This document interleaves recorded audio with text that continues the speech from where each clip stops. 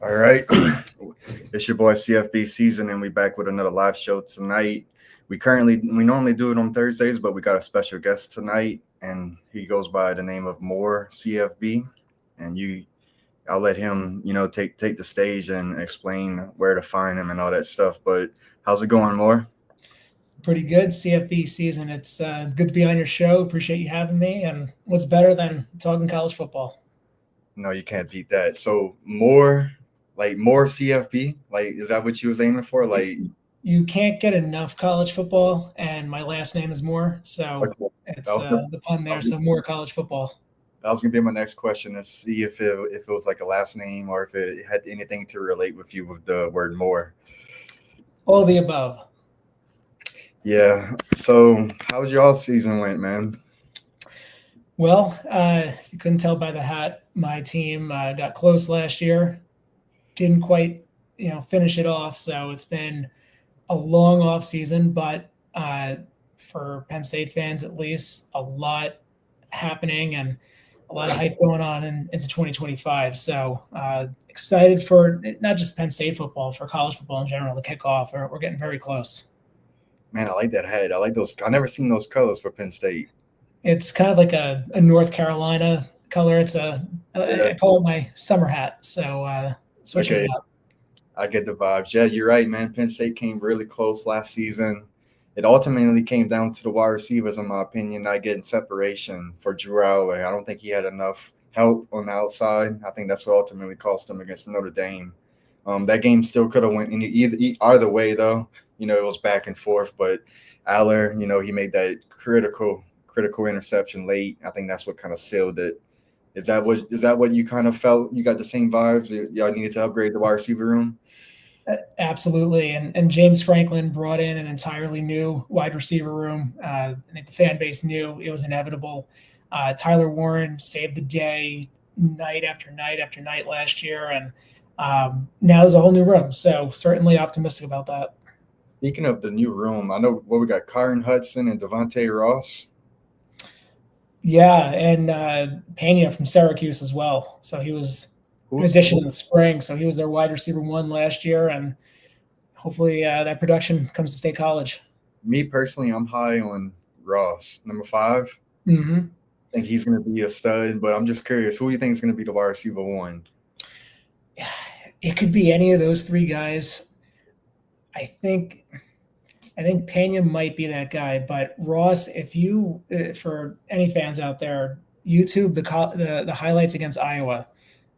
He had a couple touchdowns, a lot of yards, put up some big numbers. So fingers crossed for Penn State fans. He's going to bring that production week in and week out. Yeah, I was watching some spring clips, and I noticed him. He was standing out. I like his speed. I like his yak ability. I feel like he could be in the slot. I'm not too sure if he's going to be on the outside or not, but I think he's going to be a good weapon. And I like the pieces y'all brought in, and I think it's going to be an upgrade for Allo. And Yeah, just looking at the roster, Penn State's my number one. I have them and or Clemson. They're my two best rosters in all of college football for this upcoming season. I really love of all the talent and just the returning production. The Aller, the two backs. I like the receivers that they brought in. I'm really high on that freshman tight end that's coming from the recruiting class. I hmm forgot his they, name, but they have a I'm couple tight ends there, and I saw your rankings with Penn State and Clemson up there. Couldn't help but think what a storyline that would be if that's the national championship. Let's say you have Dabo Sweeney, mhm, who already won a couple. Some people may be thinking he's taken a step back. He hasn't embraced the transfer portal. And yeah. then all of a sudden he's right back there. And then on the flip side, you have James Franklin, who a lot of people say he can't win the big game. And if he's there against Dabo Sweeney in the national championship, I think he's won some big games. So that would be Yeah. very intriguing. And I don't get the Dabo hate. I was never a person that hated on Dabo. I wasn't with that crowd. I understand that he had maybe a couple down seasons. I credit that because he lost Venables, and Mm-hmm. they get Tom Allen actually. Yeah. Y'all boy, but then y'all pick up Knowles. I just feel like Franklin, he may have a bad record against all the top, was it top 15 or top 10s? Top 10 teams. Yeah. So he has a bad record against the top tens, but he gets Knowles now on the side. I think Knowles is upgrade from Allen slightly, and I think the coordinators are going to be able to get Franklin over the top and just giving a. I don't want to spoil things, but I got Penn State and Clemson in my national championship pick as of now. I know Clemson opens up with a really tough LSU week one. Honestly, I could see either of those teams making a run. But right now, I'm leaning Penn State versus Clemson for the national championship. It'd be quite the story. And Franklin did put together quite a coaching staff, transfer portal the right way, retained their top talent. I think that was the key piece. So now they have to prove it, right? It's, they're so close every year. Can they finally take that next step? Right. Let's talk a little bit more about Penn State. I feel like let's jump into the defense. I got two studs on the D line, Zarant and DDS. I'm really high on those two cats. Linebackers, I'm really high on. We're gonna talk more about him later on the show, but Tony Rojas and there can't think of the other. There's another linebacker that I'm really high on as well. And then in the secondary, who do you think is gonna be the best out of the secondary this season? I don't know. It's like a who's who. They brought back some good talent. They have they're deep as well in the secondary. They've really done a good job recruiting. The kid that was initially from Georgia, name slipping me right now, but Georgia transferred a couple of years ago. He's probably the key to that defensive backfield. We got AJ Harris. We got Zion. Yes. AJ Harris. Yep. Yeah, man. So just the vibes. I feel like vibes are very strong in my eyes. I think vibes is a big thing in college football. Momentum's a big thing, and I think you can make an argument Penn State got the most momentum right now. And but we could jump into this next little segment right here, and give you a little platform to talk about why you got started, and things like that, where to find you, and just all what you got going on with your account and stuff like that. Yeah, no, I appreciate that, CFB season. So some background, born and raised in New Jersey, not exactly a college football hotbed. I'm right in between New York City and Philadelphia, so it's certainly a pro sports world here. I've always been in the minority, so college football has been my sport since I was a kid. It goes back to when I was 5 years old, my dad taking me to Penn State games, and I was hooked from the start. So while I'm a Penn State fan at heart, what I really love is the sport as a whole. The traditions, the pageantry, the rivalries, just the pride that fans have in their schools. And you don't get that in the NFL. You don't get that in any other sport. So for years, I was one of those people quietly following along on Twitter, reading takes, reacting in my head, never posting though. And in real life, I'd give my friends or my family my 2 cents on anything college football related, but none of them are diehards. So this past June, I decided to finally jump to the deep end and created More College Football, More _ CFB, if you're looking it up. My goal, I want to interact, share my perspective, be part of the conversation. For me, it's about talking ball with fellow fans, putting out solid content, and contributing to what I think is the greatest sport in the world. So it's been, 45 days or so. Right now, I'm focused on building something authentic, posting, rankings, commentary, all that good stuff. And then, long term, deeper into coverage. We'll see where this thing goes. So appreciate you again having me on the show here. I know, man. I stumbled across your account and I was really liking what I saw. And I agree with a lot of, stuff that you was posting. I could tell that, you're very passionate and you know ball and all that stuff. And I love how you're a traditionalist and, you see the purists of the sport, that's definitely me as well. And, it's tough whenever your family is not as passionate into it. It's like, who are you going to talk to about it with, but, man, you always got a friend and you always welcome on the CFB season show for sure, man. And I'm glad we could get you rolling and, we'll see what we could do in the future and get you some opportunities. Yeah, that's awesome. I appreciate that. And I know you mentioned before the show, LSU, Death Valley. That's probably number one on my bucket list of places. I've been to a lot of stadiums, haven't been to the LSU yet. So hopefully one of these years I'll get down there. Oh, bro, it's crazy. You got to go for a night game though. Only a Oh, night game. yeah, Yes. Don't go for 2:30 or don't go for 11 a.m. kick because you won't get the full experience. It's only that aura about it only at nighttime, I would say. absolutely. So, to the people that's watching in the lobby, man, we got a good little show for us tonight. We're gonna jump into some player profiles. We put together a top 15, top 20. We weren't aiming at like known players, I would say, like really known players. We're kind of looking at maybe players that are getting overlooked, a little bit underrated, or just about to break out. So let's bring this to the stage right here, and so this we'll let you go over the first 10 players. I'll kind of chip in and give you my thoughts as well. Yeah, Um, so for the fans watching at home, I tried to put together a handful of players that, I mean, the diehards that are watching the show, you're probably going to know most of these names, but I think to the casual fan, these guys might be overlooked a little bit. So I'm looking at these 10 or so players as guys that are going to be critical, whether it's in the CFP race or getting their team into a bowl game, just names that might become household figures in the coming weeks or so. So I'll kick it off with Keon Sabb from Alabama. Won a national championship just a couple years ago at Michigan. Transferred to Tuscaloosa. Missed most of the second half last year from a broken foot. So love this guy. He's a Jersey kid, so of course got to give him a nod. Has championship level experience. He's athletic. He can tackle. He's an all around solid player, and he came to Bama to really fill the void that was left by Caleb Downs, who went to Ohio State. So Alabama should have one of the best secondaries in the country. If they're going to make a run to the SEC for the CFP, Sabb is going to be a critical piece. So certainly want to highlight him. and man, Sab is he's an athlete back there. I love his measurables, 6'1", 205. He's a little lengthy, I find, and which is a great thing. I feel like he got a knack for the ball. That's one thing I noticed about him. I feel like he's a playmaker. He got a knack for the ball. He's always there. He's long and lengthy. He could get past deflections. He could tackle. He got long range and just playmaking ability. And like you said, he had that broken foot against Tennessee.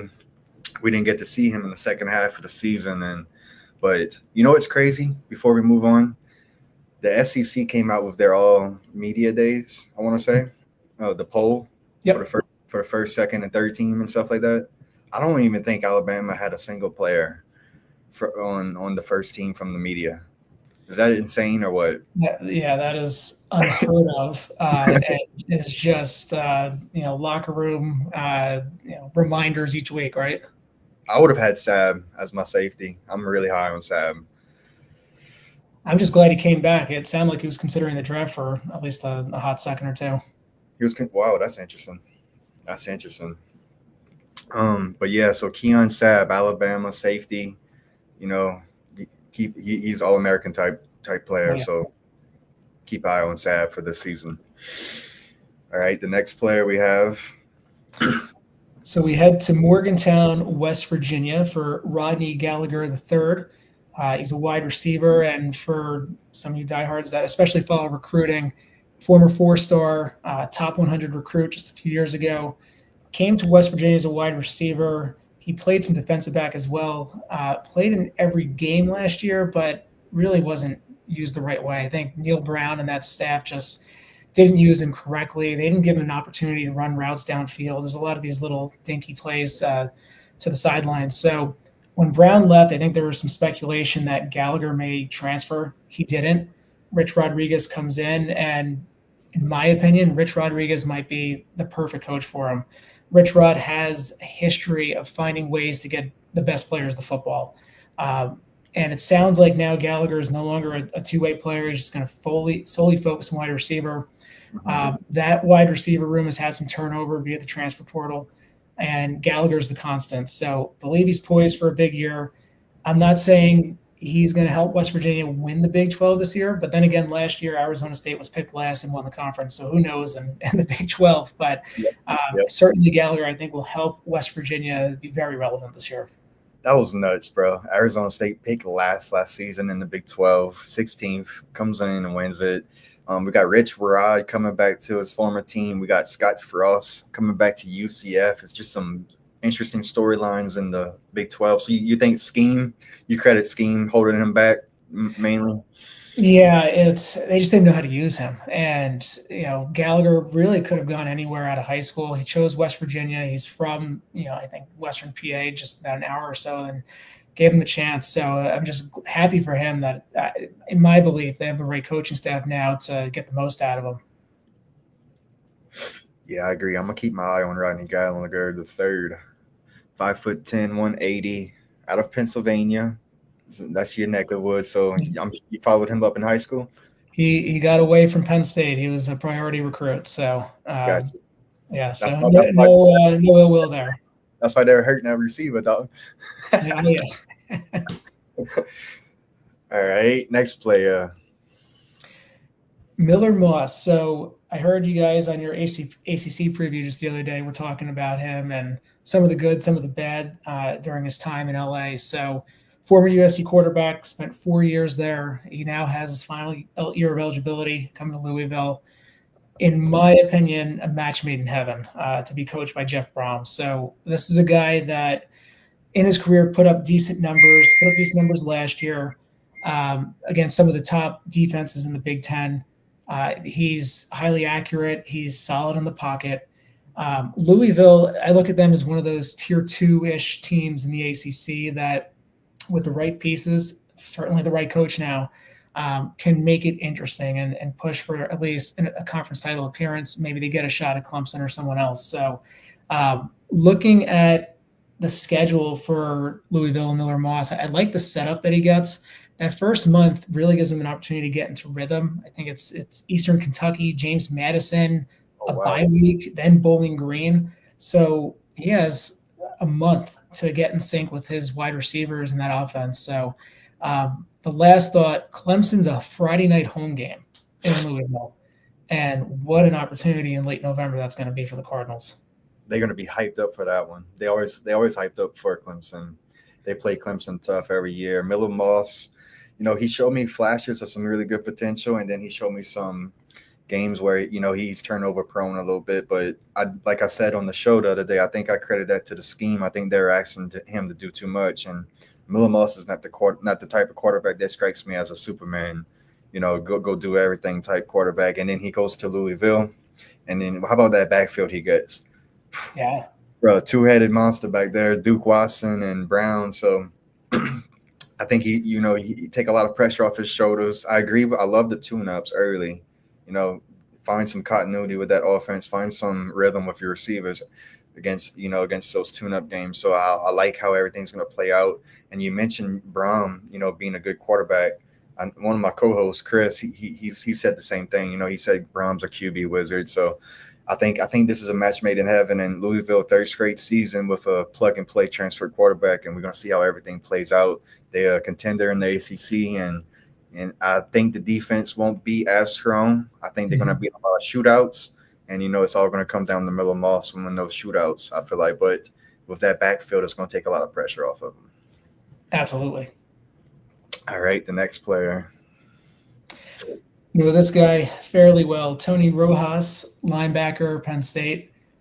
So talking at the beginning, Penn State, massive expectations this season. I've been watching the program for way too many years at this point, and they've had some outstanding teams, but the hype hasn't been this big in my lifetime. And as I had mentioned, the talent they've retained, the returning stars that are back, you could highlight any of those names, but I think the next great linebacker at Linebacker View is Tony Rojas. Believe is going to play a major role in their chase this year. And he had a solid season last year. For those that maybe watched the playoff game against SMU, he had a pick 6 in that game. He was playing hurt the last handful of games in the season, so it kind of limited him a little bit. Saw a stat from Pro Football Focus. They ranked him 5th out of 704 linebackers in terms of against the pass. Where he needs to improve is against the rush. So I think with Dan Connor as linebacker coach back for another year, Jim Knowles coming in, arguably the best defensive coordinator in the country, I think Tony Rojas certainly takes that next step this year and will become a household name. And if this team's going to achieve their lofty goals, Tony Rojas is going to help anchor that defense. And man, I got a buddy. We call him Mathis. He's a defensive guru, and he's my go-to for anything defense. He's really high on Rojas. And like you, man, that pick six he had against FMU was electric, bro. At home with the whiteout in the playoff game, I remember whenever he was running, I was like, go, take that all the way. But man, Rojas. One thing I did notice with Rojas, Notre Dame exposed him on a play.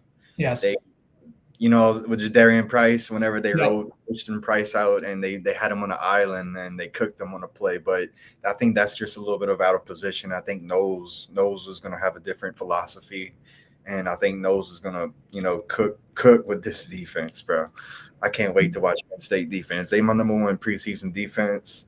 I credit a lot of that to Knowles. I credit a lot of that to the talent as well. And another linebacker that's going to pair up with him is Amari Campbell, transfer from North Carolina. A lot of people are projecting this Amari Campbell to be maybe a top 35 linebacker as well in the country. And, you pair that up with Rojas, that's going to be some tackling machines. And I think they really good in zone, Penn State's defense. It's going to be hard. It's going to be hard to find space on them. They're going to be good with their spacing, their tackling. Jim Knowles is all about tackling. And if I had to pick one little down spot on the team last year, I think it was the secondary a little bit, but we'll see. We'll see the improvements. Like I said, I got Penn State number one defense in the country. So, but yeah, Tony Rojas, number 13 for Penn State linebacker. Be on the lookout for him.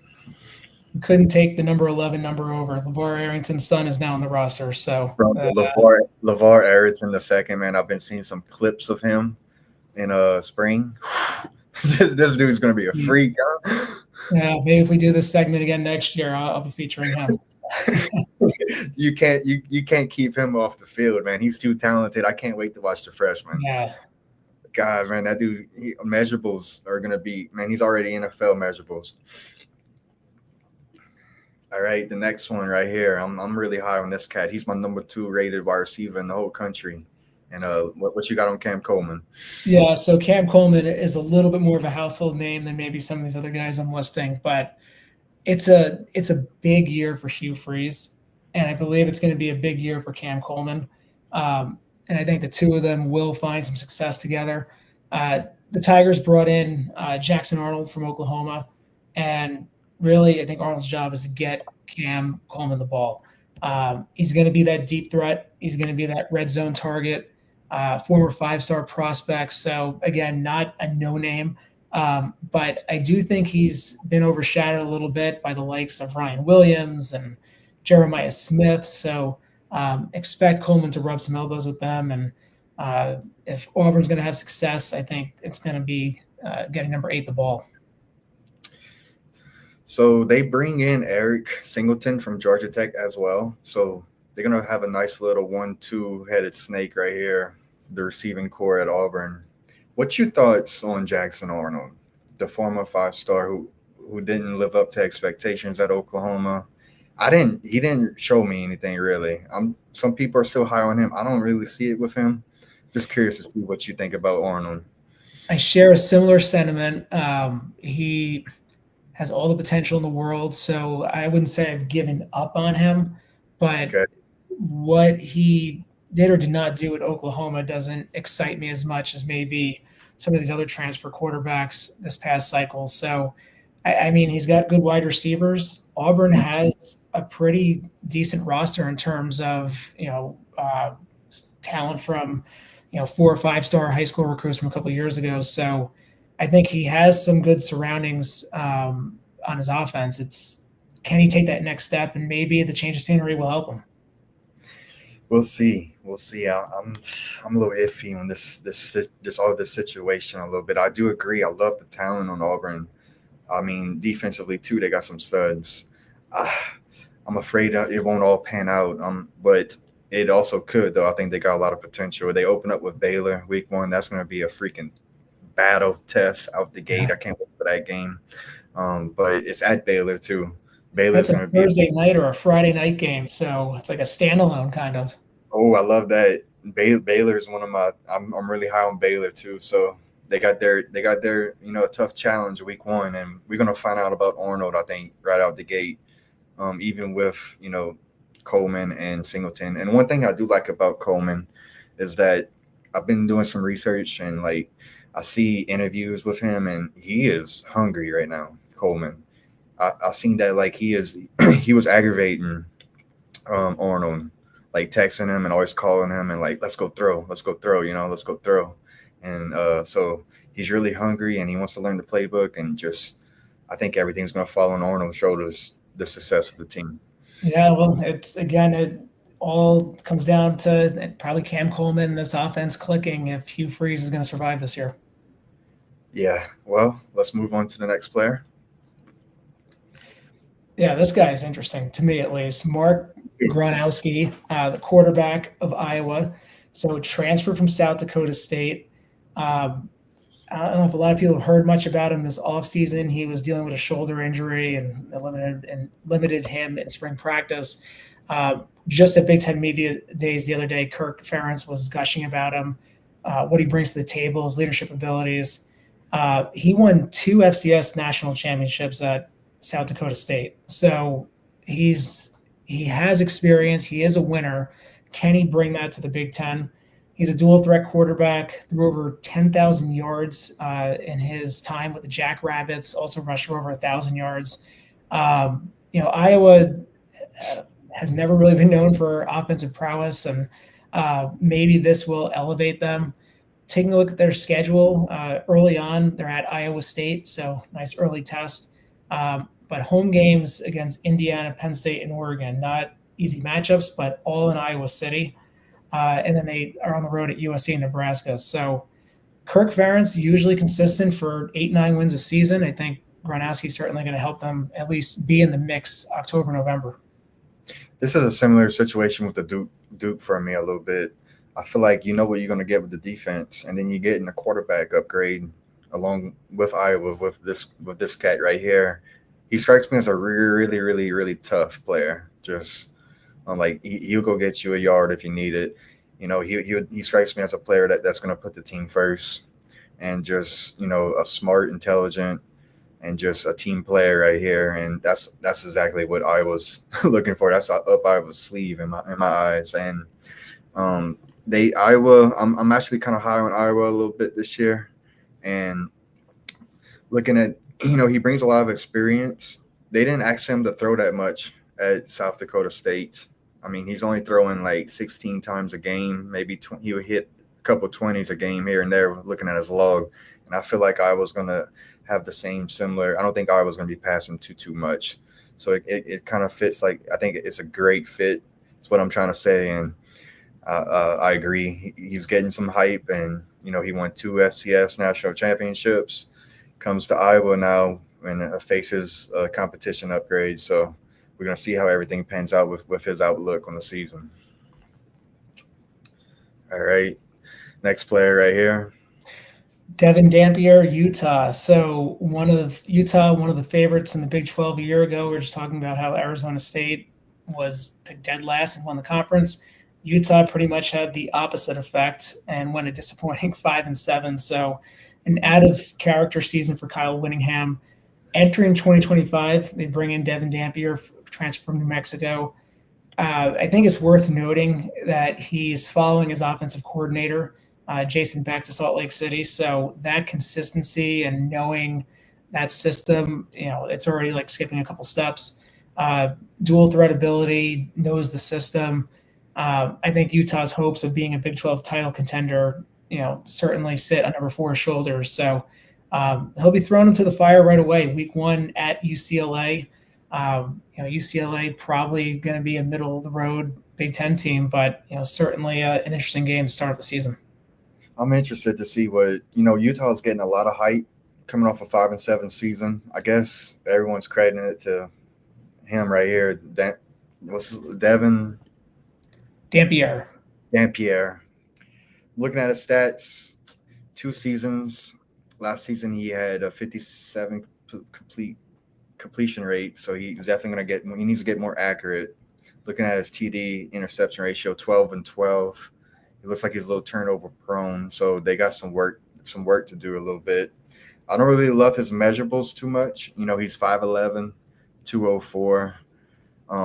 I did see a little bit of some spring clips. I like the release on him. I think if he could get the ball out quick, that's going to help him with his turnover prowess. So definitely don't want to hold on to the ball with him. I think that's when you can start getting some sticky situations. And I'm just curious to see what you thinking about Utah right now. Are you buying all the hype?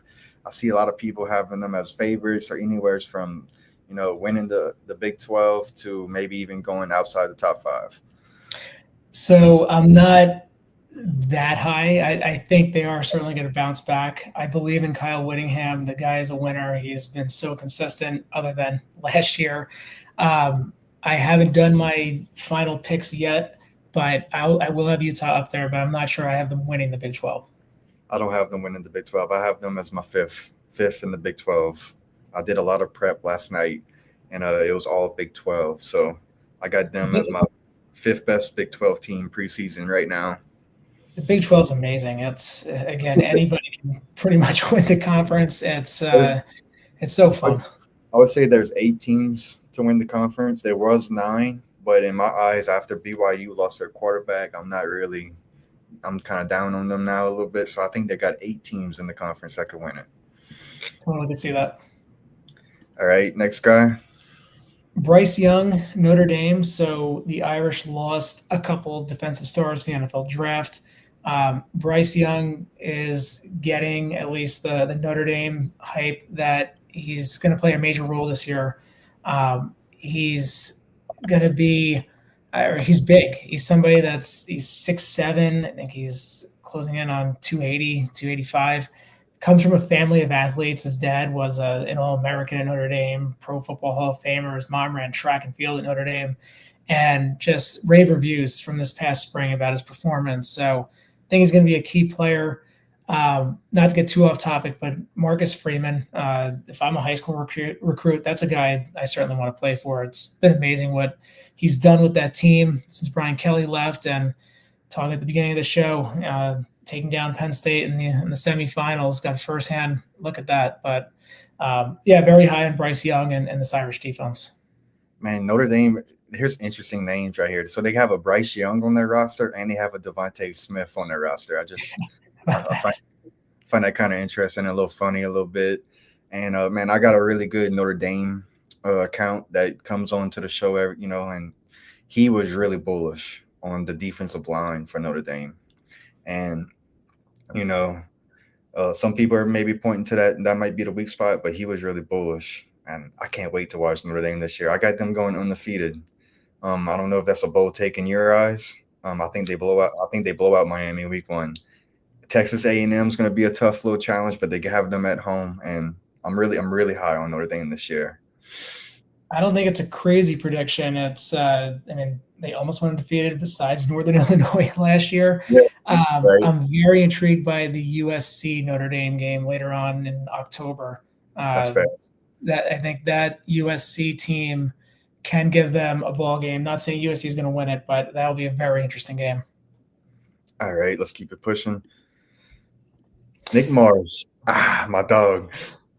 Yeah, Nick Marsh, Michigan State. It's been a rough couple of years for Michigan State. 5-7 last year. Jonathan Smith trying to build this program back to being a Big Ten contender. It wasn't too long ago they were in the college football playoffs. So one of the very few bright spots was this stud wide receiver, Nick Marsh. Last year as a freshman, set school records for receiving yards and receptions by a freshman. The kid is from Detroit, loves Michigan State, didn't consider transferring out. He's only a sophomore, and they brought him to Big Ten Media Days. So I think that's telling on just who this guy is and what kind of role he's going to play moving forward. Michigan State, last I saw, was a 5.5 over-under win total. And then a player like Nick Marsh, will be able to propel them to 6-7 wins and get back to the postseason. Yeah, for all the ones that were watching with me last season, everybody knows that I was higher on Nick Marsh, even as the freshman. I noticed it, man. I'm actually a wide receiver coach, so wide receiver is my guru, man. I really got a knack for. I could really evaluate talent for receivers. That's my specialty. And so Nick Morris, NFL wide receiver, protocol type style body, 6'3", 209. So he got the measurables. He could get separation at the top of the route. I really love this guy, and I love how he came back to Michigan State. He showed some loyalty. He could have, they only expected 5 wins on the win-loss total. He could have went, to a contender somewhere in the country, but he chose to stay home. And Jonathan Smith, we need to see a little bit more consistency with the quarterback play, I would say. I think the quarterback play was a little too inconsistent. So if they could fix that, I think they could very well maybe scrape into like the 7-5s, 8-4s on the type year. I don't see anything like a 10-2 or anything like that for Michigan State, but we'll see how everything pieces together. I think 9 out of 10 wide receivers with this guy's talent and just the amount of money that other schools would have thrown at him, and with the lack of quarterback play in East Lansing, it would have been a no-brainer to move on. But credit to Nick Morris sticking around. So I think it's going to pay off. All right, next player, got a transfer. So this one is probably the biggest gamble as far as impact players on my list, but Jonte Cook II, Syracuse, definitely a wild card. But I think it's going to be a gamble that pays off for Fran Brown. Once upon a time, this guy was a 5-star recruit. Now he's on his 3rd team in 6 months. He left the University of Texas, what they called it a mutual decision. He goes to Washington, took some shots at Quinn Ewers. He's dismissed a few days later. Shortly thereafter, he had an arrest. So needless to say, needs to do away with all the off-field stuff. With that said, if he can, stay focused and get back to playing football, I think Syracuse got themselves a playmaker. The Orange lost their best wide receiver, I mentioned at the start of the show, Trevor Pena, to the transfer portal going to Penn State. Jonte Cook should be that guy moving forward. A lot of people are low on Syracuse this season. Really, it's a product of their schedule. Open at Tennessee, or open neutral site against Tennessee. Road games against Clemson, SMU, Georgia Tech, Miami, Notre Dame. So it's going to be tough for, I think, the Orange this year. But this is one bright spot where I think Syracuse can, maybe surprise some people and pull off an upset. We got a couple comments right here. What's up, Ideal, man? Thank you for joining in. And man, we just chilling. We talking college football on our Friday, man. We can't beat it right now. It's low key fun, man. Then we got what's up, Boot? Yeah, we very hyped on Penn State. I agree with that. Yeah, very hype off season for Penn State. All right, so you had 10 players. I have a couple players myself that I like to see what you think. And, pick your brains. I didn't share it with you pre-hand, so it's kind of like on the spot. But yeah, we'll go with it. Let's do it. Let's roll with it. All right. First player I got right here, Xavier Brown, Virginia Cavaliers running back. He's let's see measurables. 1 second.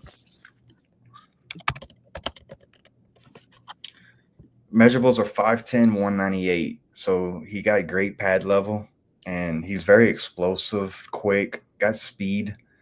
I think he could take. He's like a house call type player in the backfield. But with that pad level, I did see some physicality on his tape, and this is just he's a dangerous weapon back there, and just that speed and that pad level, and he knows how to be physical. He's also a return specialist. He could take returns to the house. And man, this dude's electric. And not a lot of people's talking about Virginia. I think a lot of people are down on Virginia. I think they do have potential to make a slight jump. And with Morris, the quarterback, bringing experience to the offense, I'm really high on Xavier Brown, though, the running back. I don't what you think about Brown? The guy can play. Virginia. It's been so long since Virginia's really been relevant. Tony Elliott, I like the hire when they brought him in a few years ago. I agree with you. I think that this will be a difference maker that can help propel the offense and make Virginia relevant. Looking at their schedule, Coastal Carolina week 1. Coastal Carolina, you never know, and then they jump right into a road game at NC State. But this kind of like Hugh Freeze at Auburn, for Tony Elliott, Virginia, this feels like a make or break year for them. I would agree with that. Coastal Carolina and NC State's not too shabby opponents. I think if they give them their best performance, I think those are winnable games. However, NC State on the road is going to be tricky, and Coastal's a really respectable G5 program, so they open up with and then the schedule gets a little easier after that, and then it gets tough in the middle again. But yeah, so Xavier Brown, the running back, for those that watching the show right now, be on the lookout for this cat. All right, my next player, Rodriguez, man, the linebacker for Texas Tech. Man, this dude's physical. He can play in the box. He reminds.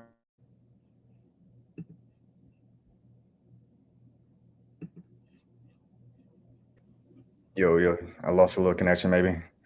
Yep, I'm here. Yeah, so Jacob Rodriguez, man, the linebacker for Texas Tech. I'm really high on this cat.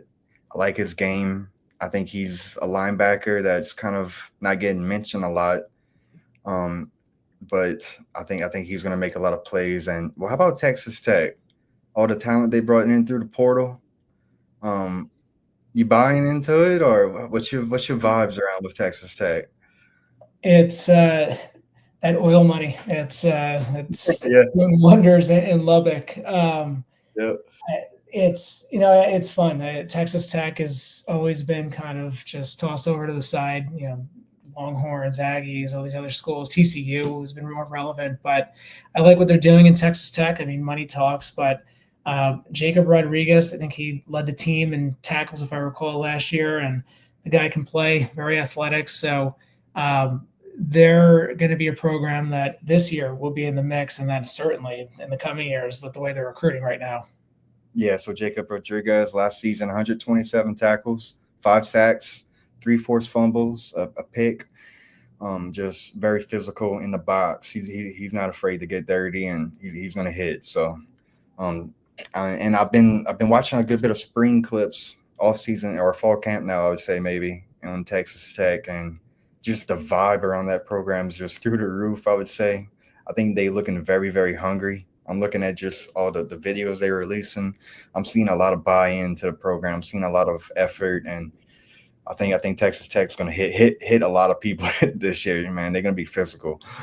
I think Joey McGuire's a stud head coach, so they're the right leader for the program. They have the financial backing, obviously, now. So if you're buying stock in a program, certainly Texas Tech is one of them. So Texas Tech is my Big 12 number 14 preseason. All right, next guy I got right here is Damone Wilson, a transfer from Georgia, an edge player, really talented player. And I was surprised whenever he transferred to Missouri. I was like, how did Kirby let that one go? But then I was like, okay, it's the transfer portal era. People are chasing money. People ain't as loyal, so it didn't surprise me too much. But just, man, this dude on the edge is gonna be a freak. I had a special guest that came onto my account not too long ago, maybe back in March, and he had Missouri as like a top 10 defense. He's really high on the defense. I'm seeing some lists have Missouri high. I'm starting to buy in on the Missouri defense myself. But Damone Wilson, man, this dude's going to be able to have a lot of pass pressure. He's a great edge coming from an SEC talent, and just he's going to get some sacks, and I think he's going to have a breakout type season for Missouri. Yeah, this is a perfect example of the transfer portal era and kind of trimming the top of some of these, elite programs where the 2 deep, the 3 deep that would normally be at Georgia and the Alabama and the Ohio States of the world, they're, now getting opportunities elsewhere, like a Missouri, for example. And if I recall, I think this was the guy that was going to go to Ohio State, or at least it sounded like that, and ends up in Columbia, Missouri for Eli Drinkowitz. So looking at that Missouri program, don't have the schedule memorized, but I recall it's one of the softer ones compared to the other SEC programs, at least.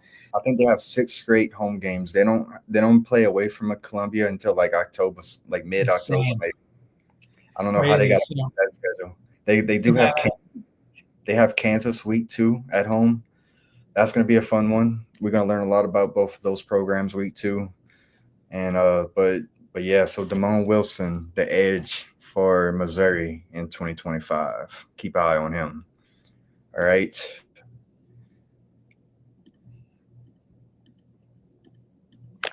All right, my next one is Caleb Banks, defensive tackle for Florida. He is very lengthy, very lengthy. Got him at 6'6", 325 pounds, big boy in the middle. He's from Detroit, Michigan. Last season, he had 4.5 sacks playing in the middle. I think he's on the verge of a breakout season right here. Caleb Banks, just one area he needs to get a little bit better on is rush defense. I think he can get a little bit better with his rush. I do like his his pass rush, however, though. So I'm high on Caleb Banks, the defensive tackle out of Florida. I think a breakout season is coming for Florida. I actually have Florida in my preseason top 10. I think, Lagway, he's a Heisman hopeful in my eyes. I'm really high on Lagway. I think if everything pans out, they're going to be a scary team you don't want to play. And just look how they finished the season last year with the 4 straight wins. And but yeah, so Caleb Banks, he comes in as a player that I think is not getting much hype and love, but watch out for Caleb Banks in the middle, defensive tackle, 6'5", 325. Man, he's a plug. It's a big kid in Florida. Just thinking about the Gators this year, talking about Missouri schedule. If they had Mizzou's schedule, Mm-hmm. Florida preseason top 5, right? I mean, they're a solid team, solid program. I still see Napier on some of these hot seat lists. I don't quite understand it. I think he's as safe as can be at this point. Florida's a good football team. The schedule is still one of the worst compared to anyone else in the country. It's not an easy slate of games, but you mentioned DJ Lagway. I'm very high on him, one of the top quarterbacks in the country. I think Florida is going to be in the mix, certainly. Yeah, man, they actually have a non-traditional matchup with LSU. We normally play them late in the year. This year, we have them in September, week 3. It's very weird. Really? Yeah, very, very weird timing on that game. That's normally like an October game, but they come into Death Valley week 3. That's an early game right there. What else? Oh yeah, so Billy Napier and Dave Aranda last season. Go back to November, both of them were almost canned, and then they both finished strong. So just it kind of shows just don't have patience, I guess. Kind of shows a little bit. Yeah, patience is. I mean, it's very. It's not a lot of that in college football. That's for especially in this transfer portal world. No, I agree. And in these big time name brands, not much patience is on display, I would say. But I'm glad Billy Goat Napier is what we call him. Billy Goat. All right. This next player right here. All right. These next couple of players are going to be freshmen that I'm going to put on the presentation. DJ Pickett, 5-star cornerback from the state of Florida, coming to LSU. I think as far as a name brand, a lot of people are aware of him, but this dude is going to be the real deal. He's long, lengthy.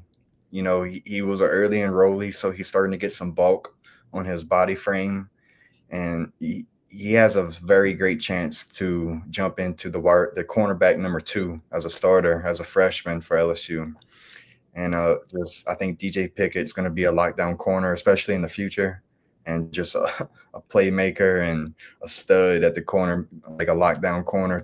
He can even maybe crack the top 10 corners now, I would say. But just DJ Pickett, I'm really high on this cat coming to LSU. Yeah, Pickett. I remember hearing about him in the spring. Was already making a name for himself. You mentioned early enrollee, and I don't know if they've announced him starting yet. I'd imagine he's going to see, a lot of action this season. And just talking about LSU, week 1, Clemson, week 3, Florida. What a first few weeks of opportunity or potential trouble for the Tigers. So they jump right in the deep end. I could see wide range of outcomes. I could see a 3-0, a 2-1, or a 1-2. So it's all going to.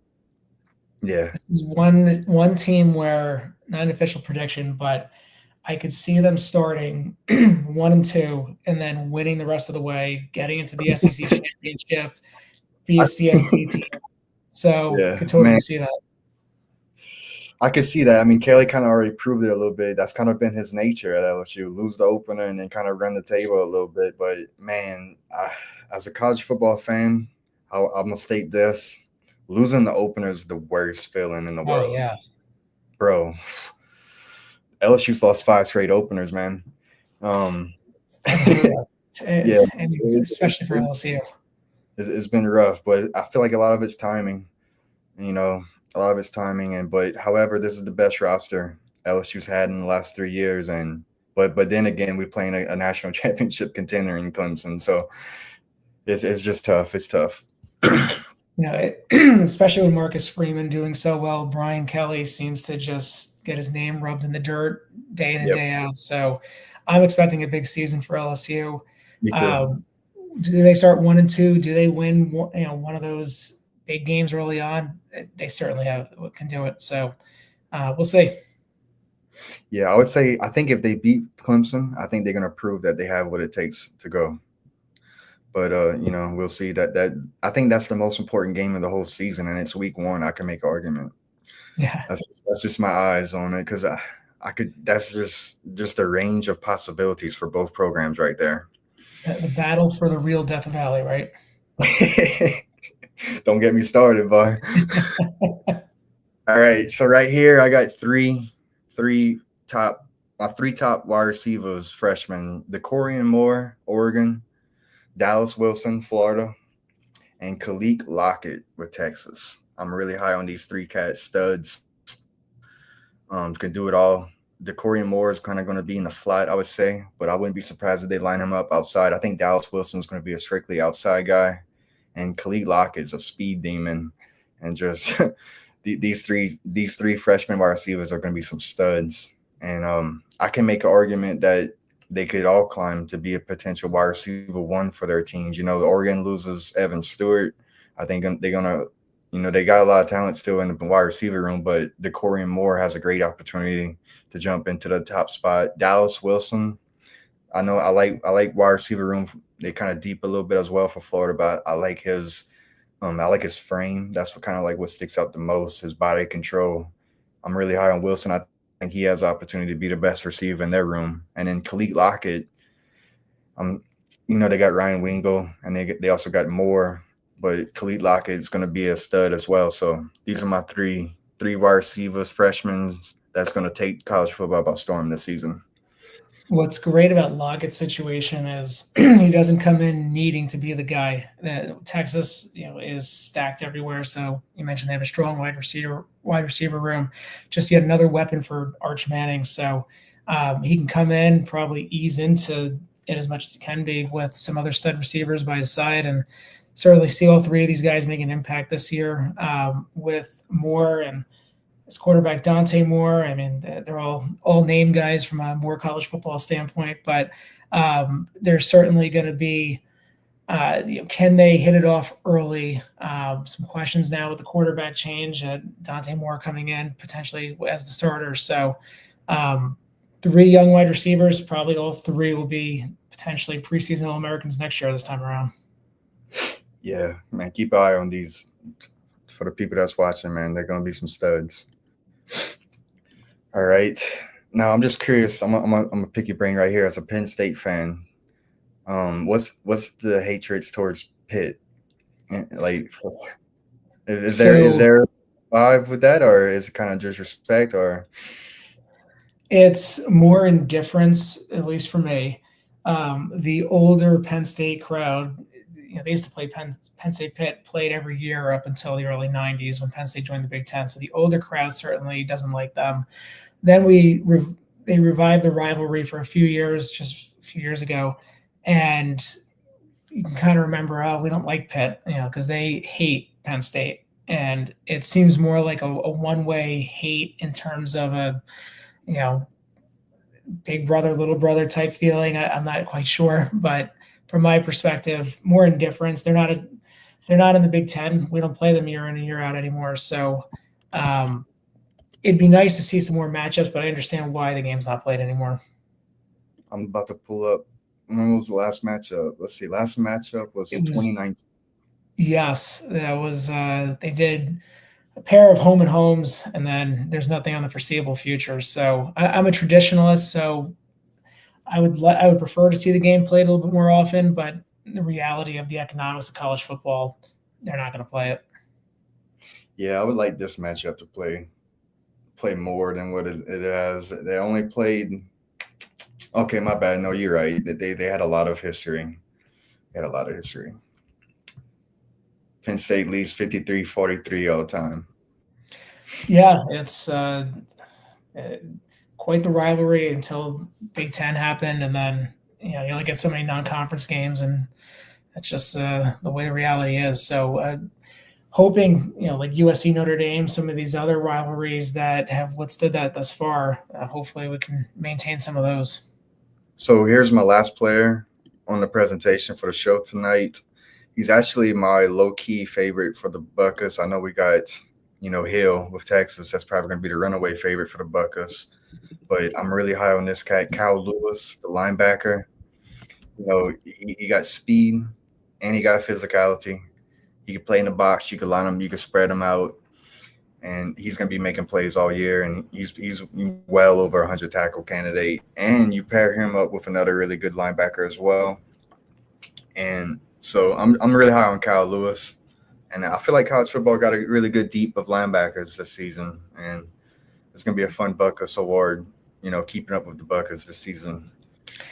I like that pick.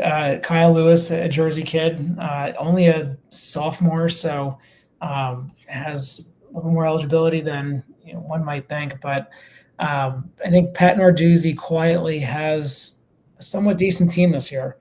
Will they make a run to the ACC title? Time will tell. We'll see. But I think they do bounce back. Hopefully not as streaky as last year. What was it, like a 5-0, 6-0 start, and then lost the last 6. So Pitt Panthers should be decent, and led by this guy. I mean, he's quite the player. Yeah, I like the linebackers, and I really like the offense. I think if the D-line and secondary comes together, they're going to make a really great push this season. But so yep, that was it, man. We're gonna close out on the show on that. I'm very appreciative for you coming on and talk some ball with me, and maybe we could line up some future projects and anything like that. But tell them where you can find you.